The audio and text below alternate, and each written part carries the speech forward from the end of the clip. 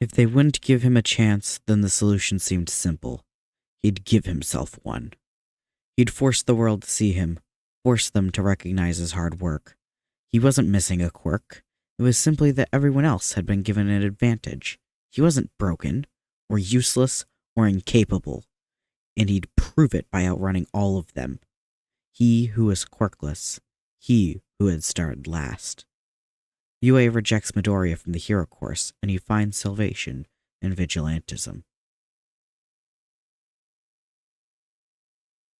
Hi, welcome back.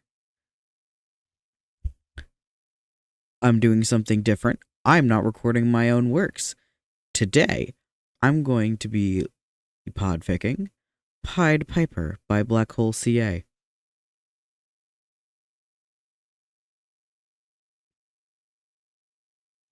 The author included a couple trigger warnings for brief mentions of suicide and bullying. Chapter 1. Black Hole. Midoriya Izuku is the boy with a stippling of stars across his cheeks and a sun for a heart that desires only to help others. And despite his quirkless status, despite the bullying, despite everyone telling him that he'll never be a hero, that desire has never wavered. But he's a smart kid. He knows that one cannot simply become a hero through dreams alone. He's quirkless, but that does not mean he's incapable. It simply means that he has to try that much harder, that his start line has been set further back from the rest of his peers. So at 9, he begs his mother to enroll him at a small dojo. It's a 30-minute walk from their apartment, and only 13 minutes from his current school. Inko never mentions how she'll manage the extra bill, but he notices that she started coming home later on Tuesdays and Thursdays. And Izuku feels bad that he's making her work even harder than she already is. But he needs this. He needs to be a hero. His new martial arts instructor is a Korean woman with blue luminescent freckles and blacked out sclera. She gives off a sort of ethereal energy, but her regal posture and the slight squint to her eyes help dissipate such illusions. My name is Jiwuchi. In this dojo, you are to refer to me as Chi-sensei. Midoriya's own posture straightens as she turns to face the 6 of them. You are here to learn the art of Muay Thai. It is not a game, nor is it a hobby. It is a martial art, a lifestyle, and I demand that you treat it as such. Her eyes are somewhat unnerving. The fact that he's unable to tell if she's looking at him or not is putting the boy on edge. If you are unable to understand or accept this, then this is not the right dojo for you. You came here to learn, but I will only be able to teach you if you are willing to be taught. She pauses, looking over the group. There's only one major thing that I ask for you here, and that is your promise that you'll only use what you learn here to protect. If I discover that you are using your skills to bully or intimidate others, I will ban you from this dojo, and you will not be allowed to return. Am I clear? There's a chorus of student voices. Yes, Chi-sensei. Her stance shifts. Now, arms up. Hi. Midoriya, elbows up. You want to leave your midriff exposed in order to lure your opponent's attacks there. Trick them into thinking it's a weak point in your defense. Hi! They've been doing drills for the last 30 minutes, so the word comes out breathy as he brings his arms up further before throwing another punch. Tanaka, feet together. Your stance is too wide and your hips aren't squared. This isn't boxing. Hi! Hirano, keep your feet moving. Make sure you're shifting your weight from foot to foot. The march is the most basic skill you need for Muay Thai. Midoriya, what did I just say? Keep your fists in front of your face. Pay attention to what you're doing. The boy's cheeks flush before he stutters out a, "Yes, G-sensei." He's tired, and the fact that his arms keep drifting down makes him embarrassed, but he's happy. The sun in his chest makes him almost radiant, the light leaking out in the form of an uncontrollable smile that nudges the corners of his mouth upwards. I can be a hero. It isn't until a year after Midoriya started at the dojo that they see Jiwoo follow up on her initial promise, the events surrounding it serving as a reminder for the remaining 5. Hirano is the first to bring up the missing student, asking the question that everyone else had wanted to know the answer to. Chi-sensei, Tanaka hasn't been here in a while. Is he sick? The others pause in their stretches, gazes finding their instructors. Izuku never had disliked the older boy, but there had always been something a little too vicious that would come out of him while sparring that made Midoriya wary. Chi-sensei takes a moment to respond, her pitch-stained eyes watching them, putting the class on edge. I learned from his mother last week that he attacked one of his classmates at school. He couldn't follow the dojo's rules, therefore he will not be returning to us. Murmurs go through the small group, Hirano leaning over to whisper something in the ear of the girl next to her. Let this serve as a reminder for all of you. The rules you agreed upon at the beginning of your training will not be made a mockery of. There is only one thing that I ask of you here, and that is your promise that you'll only use what you learn here to protect. The voice ringing in his head is Chi-sensei's. The memory surrounding it feels years away, but the words themselves echo like Izuku had only heard them yesterday. I will not let anyone smear this dojo's reputation because of something so impulsive. Her expression is carefully blank, but the woman's luminescent freckles flare. The change, unnoticed by all but Midoriya. She's angry, he observes. Your actions reflect back on not only yourself, but on everything that you're affiliated with. Your friends, your family, your school, your dojo. They are all affected by what you do. Remember this next time you feel the urge to make a fool of yourself. Now, back to stretching. There's a rumble of, "Yes, Chi-sensei," from the remaining 5 students as they resume warming up. Midoriya's gaze follows the woman across the room as she sits down. Her black ponytail swings behind her as she makes her way towards the window where she watches the sun set over Musatafu's skyline. Use what you learn here to protect. Izuku lets out a slow breath as he bends, hands wrapping around the base of his left foot. Protect. I will, Midoriya thinks, eyes closing. I'll protect everyone with the power I'll earn. The next year passes peacefully for the 5 remaining in their class, all of them holding Tanaka as a strong reminder to think before they act. And for Midoriya, it serves as the extra push he needed to work even harder. It is during this year that Chi-sensei first brings up the idea of competitions. Class is over and they'd just been released from practice. Before you leave, there's a local Muay Thai competition coming up next month. If there's anyone that's interested in possibly competing, then please come talk to me before you head out. If I think you're ready for it, then we can talk to your parents. It only takes a moment before there's a mad dash to line up in front of the woman, Jiru chuckling at their excitement. From her own place in line, Hirano spies Izuku heading for his backpack. She bounces on her heels twice, glancing between him and Chi-sensei before abandoning the other 3 to go talk to the boy. Midoriya? He looks up as she approaches. Are you not going to ask Sensei about the competition? Izuku blinks at her in mild surprise. No, I'm not really interested. Don't you think it'd be kind of fun? She leans forward, balancing on her toes as she waits for his response. I'm not here to have fun, though. Hirano's cheeks puff out as Midoriya turns back to his bag, undoing the wraps around his hands and wrists. You don't have to take everything so seriously all the time, you know.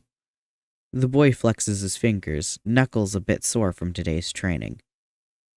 You're younger than me, so you shouldn't have to worry about everything so much. She decides to ruffle his hair before returning back to the line in front of Chi-sensei. I'm not worrying about anything, he murmurs just out of earshot. It's just that I have to work twice as hard as everyone to get where I'm going. He shoves his hand wraps into his backpack before throwing it over his shoulder and heading towards the door. Chiwu eyes him as he goes. She'd been expecting the boy to be the first of the 5 to come talk to her about the competition, but it figures that he'd have an aversion to such types of pointless fighting. He's a diligent kid, a good fighter. Chi-sensei? Not one for needless violence. Chiwu makes a non-committal noise. Turning back to look at the student in front of her. She plays off her silence as thoughtful contemplation. Your reaction times are still rather slow, Gammon. I don't think you'd be ready for the competition in time. She watches the boy's face fall. But if you improve enough before then, I'll reconsider, so work hard. Hey.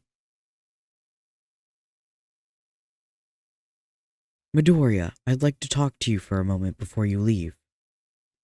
This is his 3rd year at the dojo, and it certainly isn't the first time Chi-sensei had wanted to talk to him after class. But usually it's either trying to convince him to enter a competition or inquire about the burns and bruises he'd earned after a one-sided skirmish with Bakugo. But it's been a while since Katsuki had picked a fight with him, and there weren't any upcoming tournaments that he knows of. Izuku looks away from his sparring partner, giving Hirano the opening she needs to send a quick kick to his ribs while his guard was down. He stumbles at the unexpected attack, eyes zipping back to see the smug smirk on his partner's lips. As she throws a fist towards his face, it gives him just enough time to redirect the punch away from him. He can hear Chi-sensei laughing behind him, a reaction few of her students are privy to. You shouldn't let your guard down while you're fighting. You can't let something as simple as words distract you. Izuku feels fire in his cheeks as he catches Hirano's arm when she goes in for another jab, using her own momentum to bring her down to the mat. Yes, sensei! He's pulling off his gloves when the woman finally comes over to talk with him. Midoriya, I was wondering if you'd be interested in trying something new.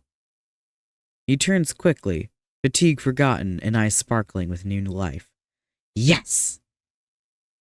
The woman lets out a quiet laugh. So quick, the corners of her eyes crinkle. You don't even know what it is yet. Yes! So you'd be fine if I started training you on how to use weapons. Ju swears she sees literal stars in the boy's eyes when she says this. The light radiating from the smile he's giving her is almost blinding. Yes! We'd have replaced 2 of your regular lessons with weapons training, and we'd have to meet up later than usual on those days. Yes! Izuku is vibrating with excitement. Weapons would be essential if he wanted to be a hero. She lets out a small laugh before patting Midoriya's shoulder. All right then, I'll talk to your mother about it and set up a new meeting time. Midoriya doesn't know what he'd been expecting when Chi-sensei had talked about weapons training last week, but he knows it certainly wasn't this. We'll start with this. When she pulls out a wooden staff, Izuku is more than a little disappointed. Zhangbang, though you're more likely to hear it called a bow staff.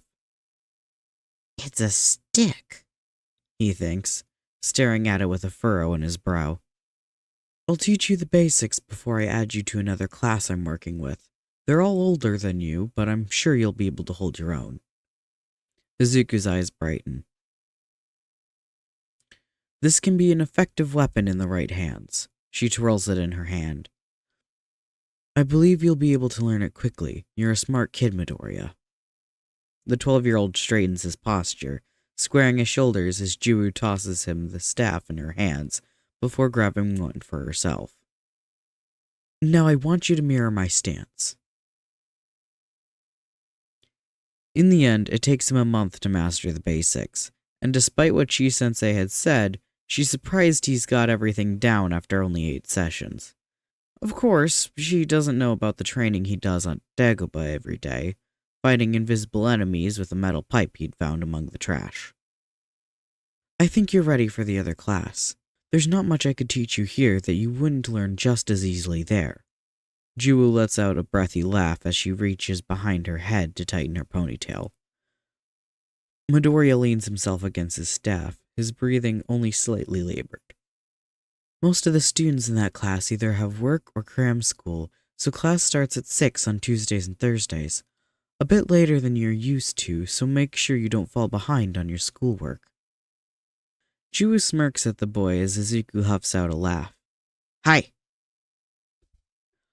Over the next 2 years, as Midoriya continues his sessions with Chi-sensei, they lose another student to the sands of time, though in this case, the choice was a willing one. When Hirano leaves, she says it's because she's grown up and grown out of it, says that she wanted to try something new now that she was starting high school, and Izuku really doesn't get it. Doesn't understand how she can spend almost 5 years training only to act like none of it mattered in the end. Hirano never saw Muay Thai as a lifestyle. Chi-sensei's voice startles him. It was only ever a source of entertainment for her. She never cared much about winning competitions either. I'm sure she was only in them for the adrenaline rush. Juru gives the boy a soft smile as he turns towards her. You were mumbling again, is the only explanation she gives as the rest of her Tuesday class continues running through a set of drills she'd given them. Hirano is a smart kid, but she doesn't take many things seriously. This was just a hobby for her. Midoriya doesn't believe he could think of Muay Thai as a hobby, even if he wanted to. The idea that it could so easily be categorized as something so inconsequential troubles him. He absent-mindedly twirls the bow staff in his hand. Hirano's going had been on his mind since she'd left, and now adding what Chi-sensei had said, he was sure it would continue to tug at his attention in the days to come. Don't let it bother you too much, Midoriya. But it does bother him. They'd lost Tanaka to power, and now Hirano to boredom. There had only been 2 things asked of them, not to harm others and to take the training seriously. This place, this training, was a stepping stool for him. His race had begun at the age of 4, and for the last 9 years he'd been struggling just to catch a glimpse of the backs of his peers. But he'd been drawing closer ever since he was 9. With every new training session, whether he was at the dojo sparring with his classmates or battling invisible enemies at Dagobah, he ran faster. Muay Thai was a lifestyle to him because it had to be. If he didn't try his hardest, if he didn't give it his all, then he'd learned over the years that hopes and dreams were as useless as the shooting stars he'd wished upon as a kid. Hard work would be what he used to surpass those running just ahead of him. Hard work is what would push him to run faster, to outdistance even more of his peers. His desire would fuel that hard work, in order to protect people, in order to save them. Izuku just had to make sure he didn't stop running. But the race is a hard one. He'd grown up watching Bakugo's back disappear into the distance, no matter how fast Midoriya would run, no matter how much he pushed himself to do better. There were times when Bakugo makes it hard to run, other times when he makes it easy. When he's 15, Katsuki makes it a little bit of both. Even from so far ahead, the boy still manages to screw up Izuku's race. And it's during this time that Midoriya nearly breaks one of the dojo's only rules. use what you learn here to protect. It's a moment where he very nearly sends a right hook into Bakugo Katsuki's jaw. If you want to be a hero that badly, there's a quick way to do it. Midoriya's fists clench around the straps of his backpack as he makes his way towards the dojo. He hadn't needed to see Bakugo's face to know about the mordant smile on his lips. Believe that you'll be born with a quirk in your next life and take a swan dive off the roof. He's telling people to kill themselves now? Izuku sneers. I'd love to see him bear the consequences of these words. He pauses, strides stuttering. No, that would mean... Midoriya sighs, kicking a pebble on the sidewalk. He's late today, the fiasco with Katsuki taking longer than he'd liked. So when he gets to the dojo, the others are already stretching, and he has to be quick to make his way to the small bathroom to change. He notes the damage done to his jacket and shirt, and curses Katsuki in his head. It's hard to see from this angle, but there's also a painfully bright red spot on his shoulder from Bakugo's quirk that Midoriya's sure will blister given time. He sighs, pulling on a pair of shorts and slipping a t-shirt over the burn mark before heading out to stretch with the others. He'd been noticeably more vicious with his punches against the training dummy today. Vicious to the point where Chi-sensei had banned him from sparring for the day, even though she knows he'd never purposefully hurt his classmates. Instead, she redirects his attention to training his kicks, worried that he'd somehow managed to bruise his knuckles through his kickboxing gloves. But, even then, his kicks had been ruthless and insatiable, and she'd worried about how his legs would hold up against such a beating. Her students were not immune to bruising, and Midoriya Izuku was certainly no exception.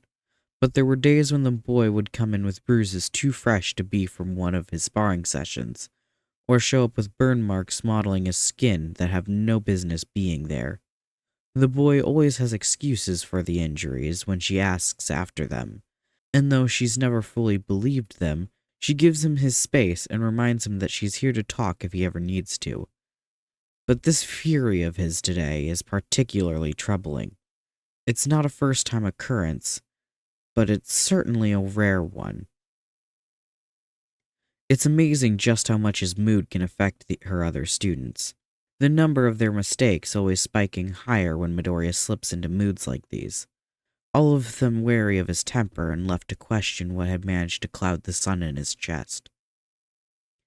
Fear the day when a good heart gives up on you, Juu quotes quietly as she watches the boy.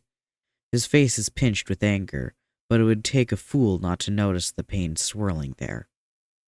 A heart does not turn cold unless it's been treated with coldness for a while. So who's been hurting you, Midoriya? Izuku fights a grimace when Chi-sensei stops him on his way out, resting a heavy hand on his burned shoulder. You were late today. Any reason why? This time, the boy really does grimace. It wasn't anything important. One of her brows quirks upward. It was important enough to make you late? Midoriya tries to look anywhere but her eyes, his inability to determine her line of sight still somewhat unnerving even after being around her for 6 years. I just left my notebook somewhere and had to get it. She continues to eye him skeptically. That's why I didn't say anything, because it wasn't important. The woman lets her eyes drift closed for a moment, letting out a tired sigh as she gently squeezes Izuku's shoulder. She misses the pained twitch of his eye. I'm not just your instructor, Midoriya. I am your caretaker while you are here. It is my job to make sure that you are safe and protected and learning what you need to while you're with me. Don't hesitate to talk with me if there's someone or something bothering you. Izuku is ready for the day to be over. His shoulder aches, and he can feel a dull throbbing in his fists and legs from the training dummy. So when Juu drops her hand from his shoulder, he almost sags with relief because he can finally go home and eat the katsudon his mom said she was making tonight. But that isn't the end to his bad day. He checks their apartment's mailbox on his way to the stairs because, as exhausted as he is, Azuku knows that the mail is the one thing Inko always forgets to grab when she comes home. A soft smile makes its way across his face when Midoriya opens their box to see several envelopes still there. He thumbs through it as he walks, pausing in his steps when he sees one addressed to him. It's a letter from UA. One that he hadn't been expecting. Blood pools in his stomach as he stares at it. He turns around, tucking the rest of the mail back into the box as he continues staring at the envelope. Azuku bites the corner of his lip, brows furrowing before he shoves it into his jacket pocket and jogs away from the building. It takes everything within him not to stop in the middle of the sidewalk and tear open the letter there. The pit of lead in his stomach has only grown larger, heavier, to the point where it's begun to crawl its way up his throat the more he thinks about what they could want 10 months before the exams. He picks up the pace of his jog. When his feet finally hit Dagoba's sand, he's quick to weave his way into the mounds of old appliances and other discarded trash until he's made his way to his usual small clearing. He rips the letter from his pocket and stares at it in the falling darkness. The street lamp kicks on behind him, its light seeping through the mountain of garbage at his back.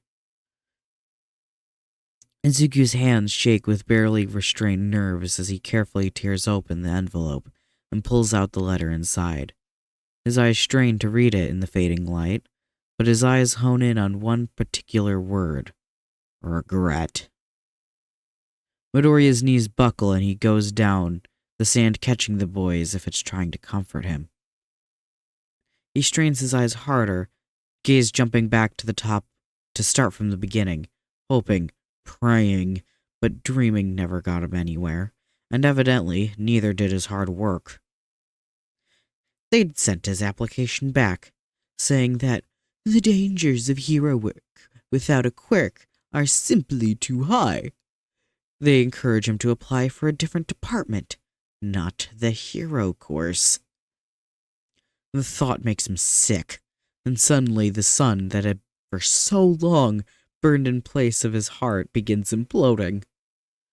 It's slow at first, the complete opposite of the nightmare sequence that's playing rapid fire in his head, but with every new thought, he descends into a darker place until the star between his rib cage collapses into a black hole that's sucking the breath from his lungs. It's changing the effects of gravity, pulling viciously at his organs until he's certain he'll die from it. He'll die, he'll die, he'll die, he'll die. The black hole in his chest is pulling at every quark in his body, latching onto every atom with an inescapable drag of gravity. He watches the letter to see if it will be pulled in as well, but it stays where it is, resting innocently between his hands like it hadn't caused the implosion of his heart. His fists clench, crinkling the edges of the paper. His vision blurs at the corners as tears drip down his star-lined cheeks. Several dark splotches appearing on the paper in his hands. His teeth are grit and grind painfully together. They hadn't even given him a chance.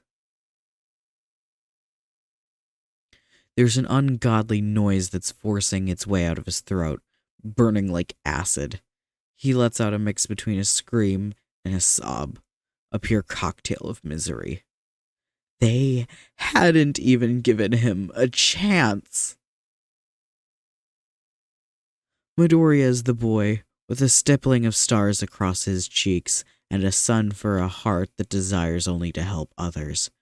And despite his quirkless status, despite the bullying, despite everyone telling him that he'll never be a hero, that desire has never wavered.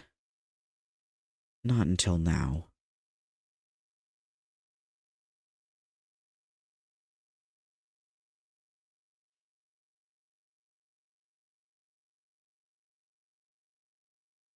Okay. Damn. Um. So yeah. I'm doing Pied Piper. Um. First time I'm doing a fic that I didn't write, and it's really freaking nerve-wracking. I want to do the writing justice. I want to make sure it's good because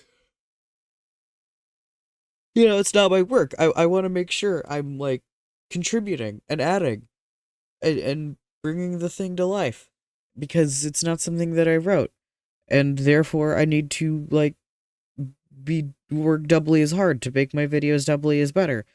So yeah, and I'm trying to be all dramatic and cryptic, and I want it to be cool because it's a cool thing that I got permission to do this fic.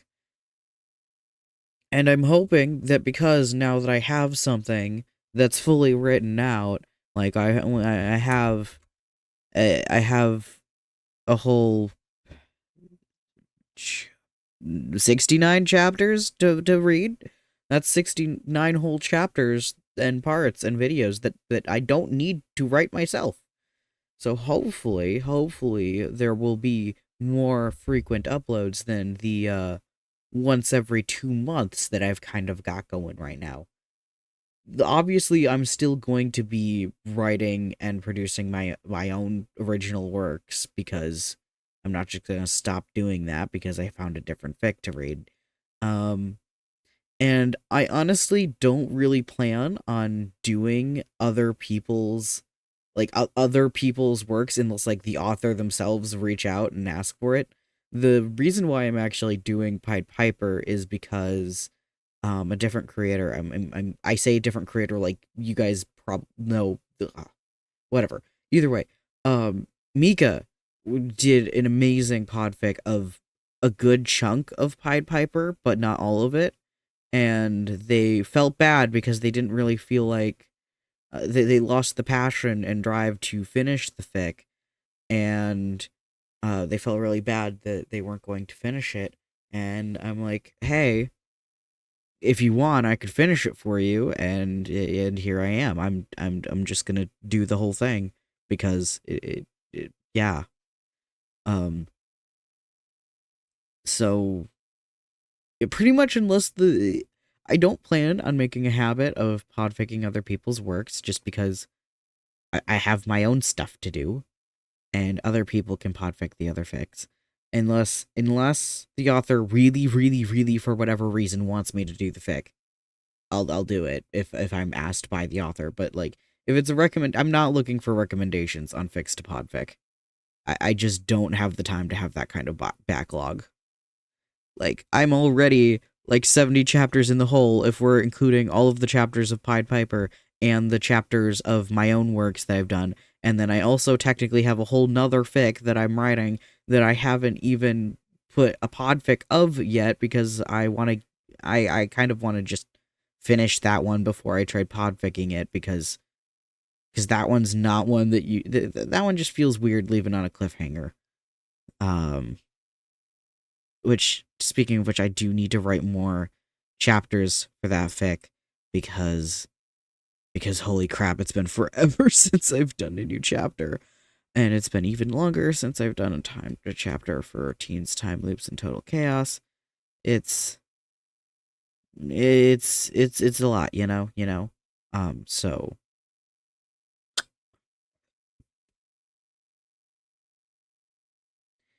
yeah. Um Either way, this is an hour-long recording. It's probably gonna be a good amount less than an hour on your end. I'm assuming it's probably gonna be closer to like 40-ish minutes, which is, on par for like the length of the videos that I usually do. So I will call it good. Actually, I could just see like how many.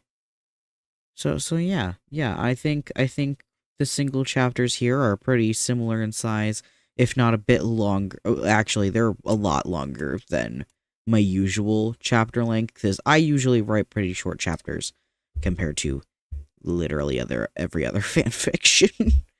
Most fanfiction writers write way longer chapters than I do. Oh, Jesus Christ, it's over. It's almost 30,000 words. Yeah, longest thing I've ever podficked, because I guarantee you the Reaper is not going to have nearly as many words as Pied Piper. Holy crap.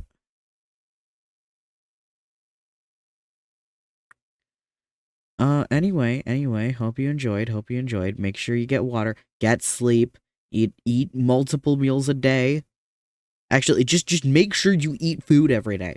For crying out loud. What? Why do I know so many people that just don't eat? Why do you not eat? Just eat the freaking food. It's right there. And like I get it. I get it if like you can't afford food or you don't have food provided to you. But like the people I'm talking about are on a meal plan. They have food. Like unlimited food, literally. You walk into the cafeteria and you scan your student ID and there's literally infinite food. You can eat as much freaking food as you want. How are you not eating? Hey.